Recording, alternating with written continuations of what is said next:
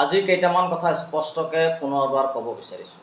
অসমৰ মাননীয় মুখ্যমন্ত্ৰী ডক্টৰ হিমন্ত বিশ্ব শৰ্মাই আজি কিছুদিন হ'ল কিছুমান শব্দ প্ৰয়োগ কৰি আছে, বিশেষকৈ অচিনাকি শব্দ এটা উল্লেখ কৰি আছে আৰু মাদানী প্ৰসংগটো তেখেতে টানি আনি আছে। আৰু এই দুইটা শব্দ টানি অনাৰ মূল কাৰণটো হৈছে যে আজি নগা বিদ্ৰোহীসকলে, নাগা আগ্ৰাহী ব্যক্তিসকলে আজি উৰিয়াম ঘাটত যিখিনি মানুহ উচ্ছেদ কৰা হ'ল বুলি চৰকাৰে জাহিৰ কৰিলে আৰু সেই স্থানত আজি নগাসকলে আগ্ৰাসন কৰিছে।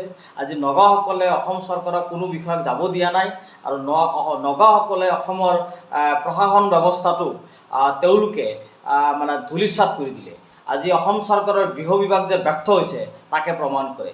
আৰু এই কথাটো ঢাকি ৰাখিবৰ কাৰণে, এই কথাটো যে ৰাজ্যত এটা চৰ্চিত বিষয় যাতে নহয় তাৰ কাৰণে মুখ্যমন্ত্ৰী ডাঙৰীয়াই অচিনাকি শব্দ উল্লেখ কৰিছে। অচিনাকি মানুহ আৰু চিনাকি মানুহ এই কথাবিলাক কৈ মানুহৰ যিটো চিন্তাধাৰা সেই চিন্তাধাৰাটো তেখেতে ডাইভাৰ্ট কৰিব বিচাৰিছে।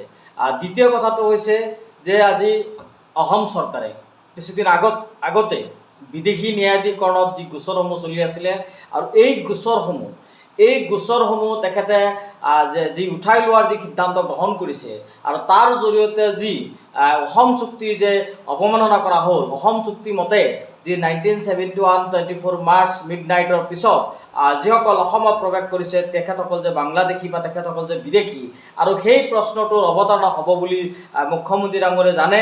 আৰু মুখ্যমন্ত্ৰী ডাঙৰীয়াই যে 2014 চনলৈকে যিসকল নন মুছলিম মানুহ কাৰ জৰিয়তে যিসকলক অসমত নাগৰিকত্ব দিব বিচাৰিছে মুখ্যমন্ত্ৰী ডাঙৰীয়া, এই কথাটো তল পেলাবৰ কাৰণে ৰাজ্যখনত পুনৰ চিনাকি মানুহ আৰু অচিনাকি মানুহৰ শব্দ প্ৰসংগ টানি আনি, মাদানী প্ৰসংগ টানি আনি মানুহক মটিভেট কৰিব বিচাৰিছে। দ্বিতীয় কথাটো হৈছে মুখ্যমন্ত্ৰী ডাঙৰীয়াই ভালকৈ জানে যে অসমত যি উচ্ছেদ অভিযান চলি আছে এই উচ্ছেদ অভিযান সম্পূৰ্ণ অবৈধ উচ্ছেদ অভিযান, এই উচ্ছেদ অভিযান সম্পূৰ্ণ অমানৱীয় উচ্ছেদ অভিযান।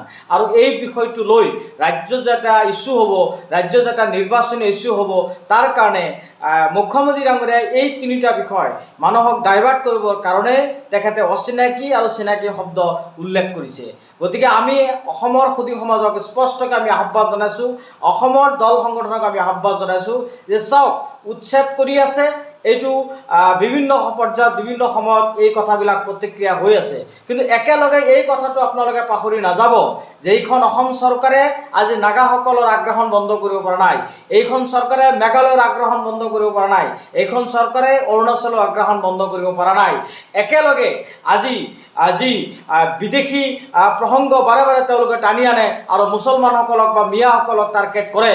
কিন্তু আজি এইখন চৰকাৰে যে 1971 পিছত বহু বাংলাদেশী বিদেশীক যে ভাৰতীয় নাগৰিকত্ব দিব বিচাৰিছে এইখন চৰকাৰে, আৰু যিসকল কা আন্দোলন কৰিছিলে আজি সেইসকল আজি নিমাত। গতিকে চৰকাৰে এই বিষয়বস্তুবিলাক ডাইভাৰ্ট কৰিবৰ কাৰণে এই প্ৰসংগবিলাক টানি আনিছে।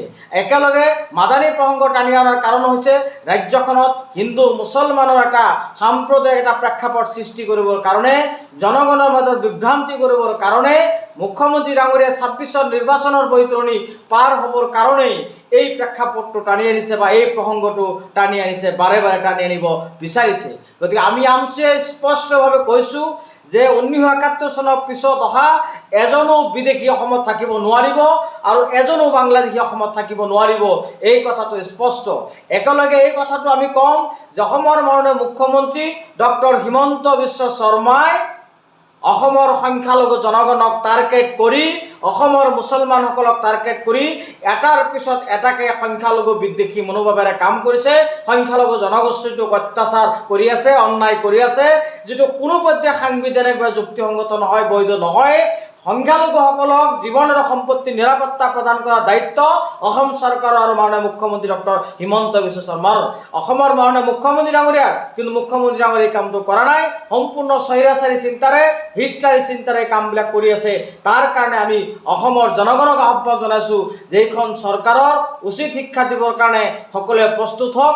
অনাগত দিনত এইখন চৰকাৰৰ বিৰুদ্ধে আমি সকলোৱে মিলিজুলি শংকৰ ৰাজনৰ যি মিলনভূমি, যি আমাৰ মাজত ভাতৃত্ববোধ, সেই ভাতৃত্ববোধ আৰু সংহতি অক্ষৰ ৰখাৰ স্বাৰ্থত এই সাম্প্ৰদায়িক চৰকাৰক, এই চৰম সাম্প্ৰদায়িক চৰকাৰক, এই ফেচিষ্ট বিজেপি চৰকাৰক উৎখাত কৰিবৰ কাৰণে সকলোৱে সংকল্প গ্ৰহণ কৰা উচিত। তাকে আপোনালোকৰ জৰিয়তে আহ্বান জনালোঁ। ধন্যবাদ।